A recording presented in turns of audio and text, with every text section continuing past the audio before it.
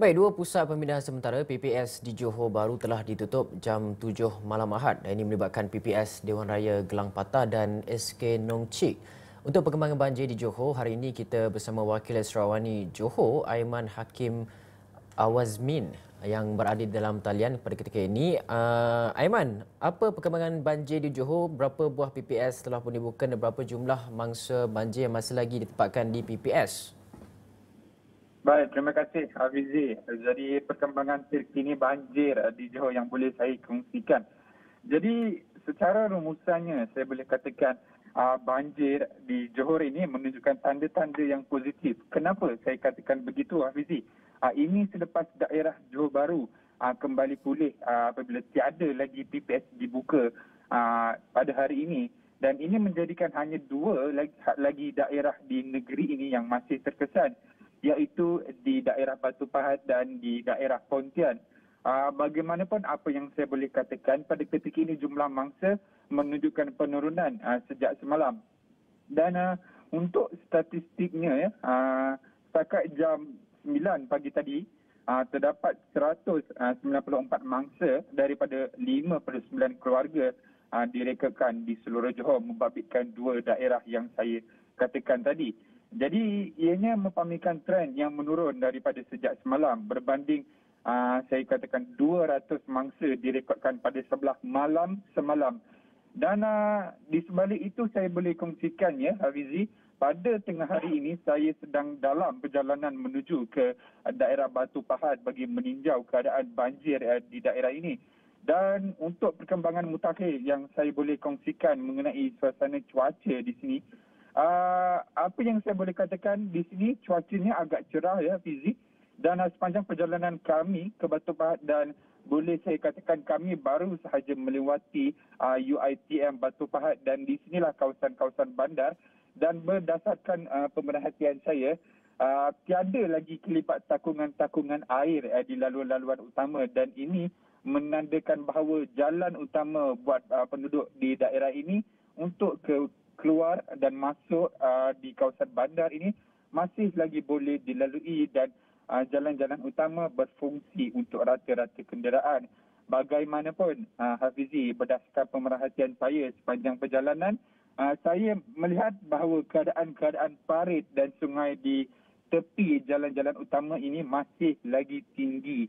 Jadi apa yang saya boleh katakan, dengan keadaan sungai yang statik, tidak bergerak airnya, maka penyusutan dan penurutan kadar air di sungai-sungai ini masih lagi dalam keadaan yang sangat perlahan.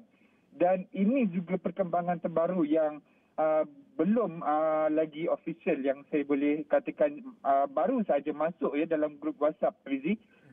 Di daerah Batu Pahat ini ada pertambahan jumlah mangsa dari semasa ke semasa, dan ketika ini ada jumlah peningkatan yang sedikit membabitkan sebuah kampung yang belum saya lihat lagi dia punya statistik ini, tetapi yang difahamkan ketika ini ada berlaku peningkatan sedikit. Bagaimanapun perkembangan semasa saya akan terus melaporkan di Astro Awani, dan itu saja yang boleh saya kongsikan mengenai banjir di Johor ini. Hafizi. Aiman, sebelum saya lepaskan Aiman, mungkin Aiman boleh ceritakan mengenai cabaran-cabaran yang dihadapi oleh mangsa-mangsa banjir di PPS dan juga bagaimana mereka kembalinya ke rumah mereka apabila air surut dan sebagainya. Baik, menarik soalan itu Hafizi. Terima kasih. Jadi sebenarnya saya dah follow up banjir di daerah Johor ini sejak semalam lagi, kerana semalam saya berada di daerah Pontian. Saya menemubual beberapa individu di pusat pemindahan sementara di daerah Pontian itu, kerana semalam daerah Pontian mencatatkan angka mangsa yang paling tinggi, dan saya juga melewati PPS berkenaan, dan saya menemubual beberapa individu termasuklah kaki tangan yang menguruskan PPS tersebut, memaklumkan bahawa ianya menjadi kesukaran apabila mereka ingin melaksanakan tugas-tugas menyelamat di kawasan-kawasan pedalaman. Tambahan pula, boleh saya katakan di kawasan pedalaman, khususnya di kawasan Pontian itu, ada beberapa kawasan yang terputus line telefonnya, jadi menyebabkan komunikasi dua hala antara pihak berkuasa dan penduduk serta mangsa-mangsa di kawasan itu, berlakunya sedikit kekangan apabila pihak berkuasa tidak dapat menghubungi mereka. Tetapi di sinilah peranan-peranan ketua-ketua kampung dan ketua-ketua mungkin yang mana semalam memperlihatkan beberapa individu yang bukan mereka ini terdiri daripada pihak berkuasa, tetapi mereka ini lokaliti setempat yang membantu satu sama lain. Jadi saya melihat bahawa penduduk setempat seharusnya memainkan peranan yang penting untuk memastikan mangsa-mangsa ini dapat dibawa ke tempat yang selamat. Dan antara cabaran-cabaran lain yang saya boleh katakan sebagai saya, wartawan sendiri, saya berdepan dengan keadaan banjir ini, di mana semalam pontian agak teruk, yang mana saya boleh gambarkan ada beberapa laluan yang terputus disebabkan limpahan air daripada parit-parit di sebelah jalan-jalan utama. Jadi menyebabkan laluan saya untuk ke destinasi yang ingin ditujui itu sedikit sukar. Bagaimanapun masih lagi ada jalan alternatif yang lain, dan begitu juga dengan pihak-pihak polis, APM dan pihak-pihak kaki tangan kerajaan serta badan-badan berkuasa yang lain turut sama-sama membantu kami dalam memberikan kami laluan dan sentiasa guide kami sepanjang perjalanan kami dalam menempuhi banjir di Johor ini. Jadi itu mungkin sedikit cabaran yang kami hadapi banjir di Johor ini. Hafizi. Dan Aiman, yang terakhir mungkin kita ingin melihat kepada koordinasi pasukan-pasukan keselamatan pada ketika ini. Bagaimana pemerhatian Aiman?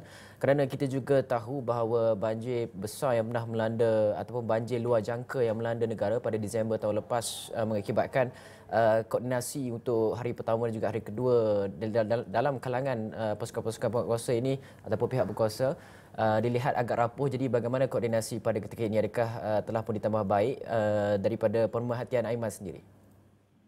Baik, kalau saya bercerita mengenai pemerhatian saya sendiri, kerana kalau bercerita mengenai banjir, Hafizi, saya tahun lepas pun saya mengikuti banjir khususnya di kawasan Segamat, yang mana antara daerah yang terjejas, Segamat, Pontian, Batu Pahat. Di Johor Bahru ada setengah kawasan di Johor Bahru juga antara hotspot banjir. Dan sejak daripada tahun lepas lagi saya melihat bahawa adanya sedikit peningkatan daripada segi koordinasi dalam kalangan agensi-agensi yang membantu mangsa-mangsa ini. Kerana apa? Kerana di mana saya lihat bahawa komunikasi dua hala di antara mereka itu sangat lancar.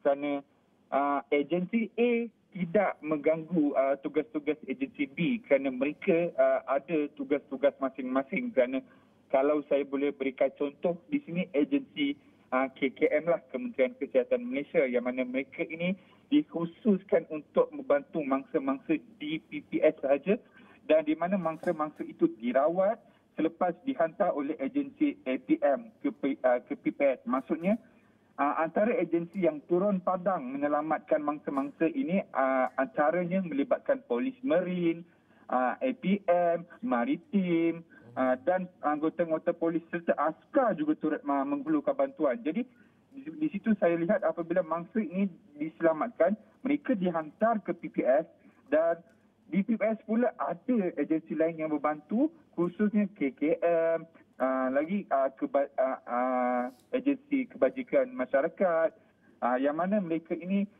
setiap peringkat itu diperhalusi dan setiap proses itu berjalan dengan lancar. Walau bagaimanapun saya faham masih lagi ada di setengah kawasan, khususnya macam saya katakan tadi di kawasan pedalaman, di mana komunikasi itu terputus disebabkan istilah tak ada line itulah. Di mana kita sukar untuk menghubungi orang-orang di kawasan pedalaman. Khususnya saya boleh katakan, dan ketika ini di kawasan Seri Gading ini, kalau saya boleh katakan, line ini tidak agak baik. Tetapi saya masih lagi berkomunikasi dengan orang lain. Jadi di situ komunikasi itu agak sukar, tapi saya dapat lihat bahawa ini diperhalusi semasa ke semasa. Hafizi.